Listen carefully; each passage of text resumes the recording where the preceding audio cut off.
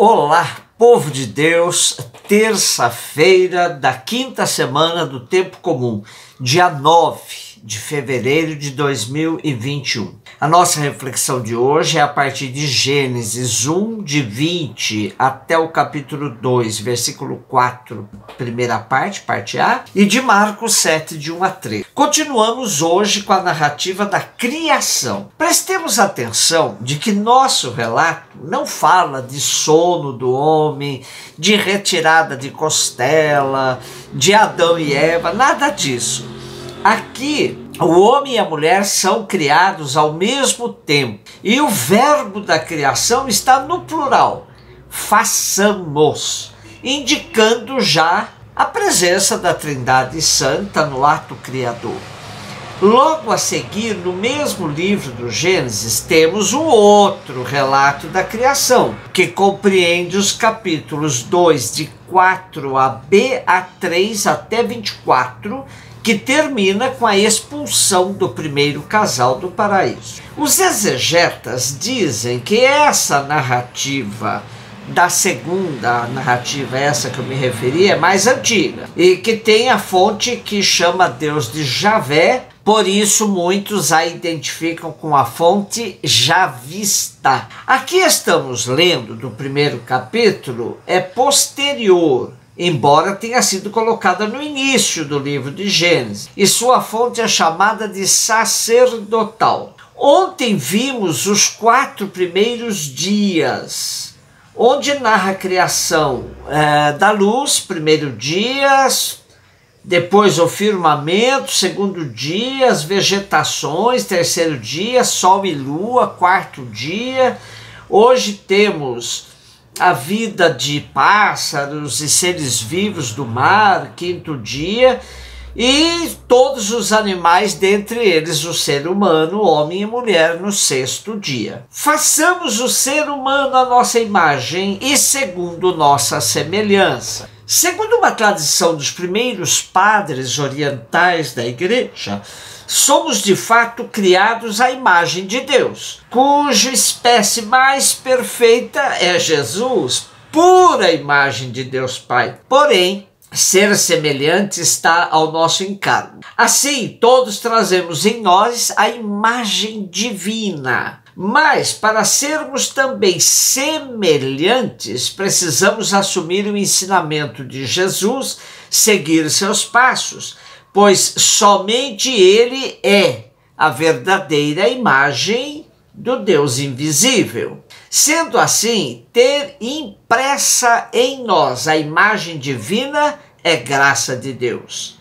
Sermos semelhantes a Ele é nossa tarefa. Para isso, conhecer Jesus, imagem do Deus invisível, é fundamental. Santo Irineu, no seu texto Contra as Heresias, faz uma bela síntese. Diz ele: com efeito, se a manifestação de Deus através da criação dá a vida a todos os seres da terra, muito mais a manifestação do Pai por meio do Verbo dá a vida a todos os que veem a Deus. E nosso texto de hoje termina a primeira narrativa da criação dizendo que no sétimo dia, depois de tudo criado e comprovado que tudo era bom, Deus descansou. Assim fica consagrado o dia do descanso para todas as criaturas. Deus abençoou o sétimo dia e o consagrou, porque nesse dia descansou de toda a sua obra criadora. Se até Deus descansou de sua obra criadora, por que os escravos e todos os homens e mulheres não podem também ter um dia de descanso? Assim, vemos que a criação do sábado é uma lei, na sua raiz, excelente, muito boa. Porém, os contemporâneos de Jesus a interpretaram de maneira fundamentalista, a transformaram numa lei rigorosa por meio da qual vão perseguir Jesus, que entendia que o sábado tinha sido feito para o homem e não o homem para o sábado. Marcos 7, de 1 a 13. O texto de hoje pode nos causar estranheza se pensarmos que os costumes aos quais se referem fariseu e doutores da lei vindos de Jerusalém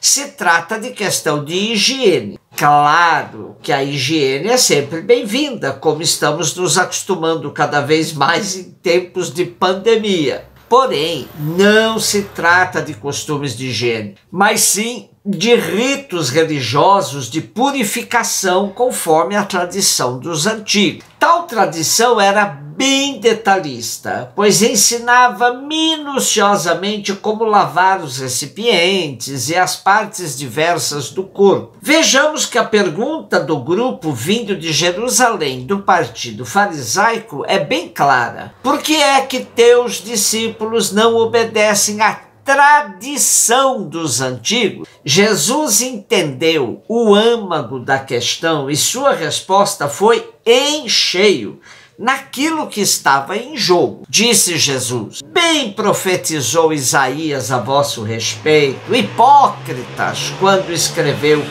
este povo honra-me com os lábios, mas o seu coração está longe de mim. Vazio é o culto que me prestam, e as doutrinas que ensinam não passam de preceitos humanos. Descurais o mandamento de Deus para vos prenderdes à tradição dos homens. Assim, Jesus percebe a vida dupla que os partidários fariseus e os doutores da lei levavam.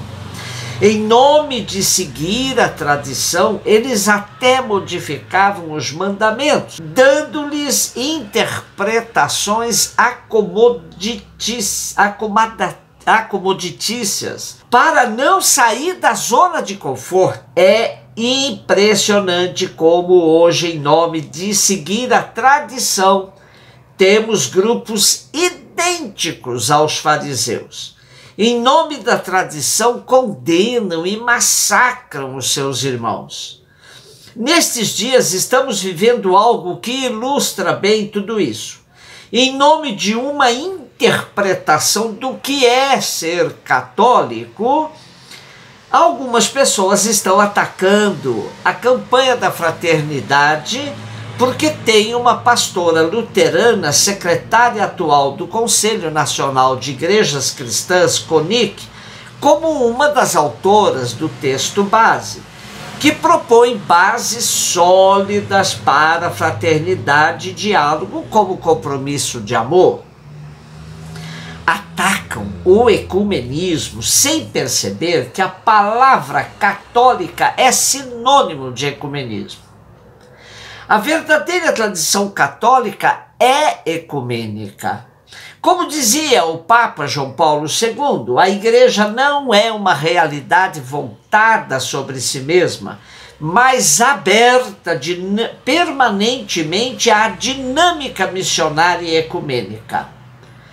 E interpretando a oração de Jesus para que todos sejam um, o Papa João Paulo II também dizia: acreditar em Cristo significa querer a unidade. Querer a unidade significa querer a igreja. Querer a igreja significa querer a comunhão de graça que corresponde ao desígnio do Pai desde toda a eternidade.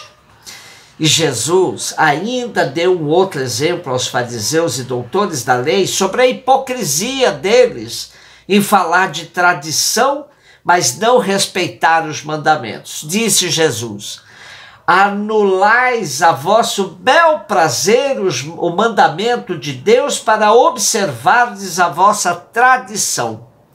Pois Moisés disse: honra teu pai e tua mãe. E ainda: quem amaldiçoar o pai e a mãe seja punido de morte. Vós, porém, dizeis: se alguém afirmar ao pai ou à mãe, declaro corbã, isto é, oferta ao Senhor, aquilo que poderias receber de mim, nada mais lhe deixas fazer por seu pai e por sua mãe, anulando a palavra de Deus com a tradição que tem de transmitido. E fazeis muitas outras coisas do mesmo gênero, disse Jesus. Era um costume dos defensores da tradição, para justificar o abandono do sustento dos pais, dizer que o que eles teriam de dar aos pais em sustento pertencia ao templo, como oferta ao Senhor, que eles chamavam de corbã. Jesus foi a fundo na denúncia da hipocrisia de fariseus e doutores da lei, que em nome da tradição falseavam até os mandamentos que deviam cumprir. Os grupos que hoje dizem defender a tradição nos gestos, palavras, liturgias, vestimentas, têm se manifestado sem a mínima caridade com os irmãos, com leigos, sobretudo com as leigas com as quais trabalham. Jesus nos ensina que nenhuma tradição está acima do mandamento do amor a Deus e aos irmãos e irmãs. Um beijo no seu coração.